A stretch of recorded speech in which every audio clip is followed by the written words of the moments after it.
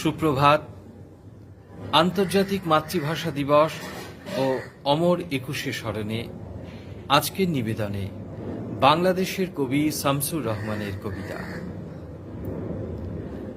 বাংলা ভাষা উচ্চারিত হলে নিকোনো উঠোনে ঝরে রৌদ্র, বারান্দায় লাগে জ্যোৎস্নার চন্দন।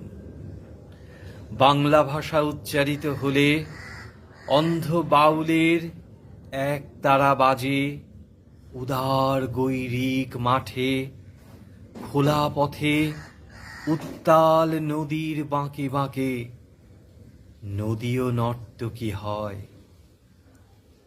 যখন সকালে নতুন শিক্ষার্থী লেখে তার বাল্য শিক্ষার অক্ষর, কাননে কুসুম কলি ফোটে, গোরাখালের বাঁশি হাওয়াকে বানায় মিঠো সুর, পুকুরে কলস ভাসে।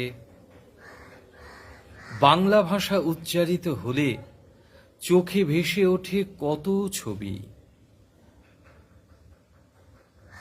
মা আমার দোলনা দুলিয়ে কাটছেন ঘুম পাড়ানিয়া ছড়া, কোন সে সুদূরে সত্তা তার আশাবরী।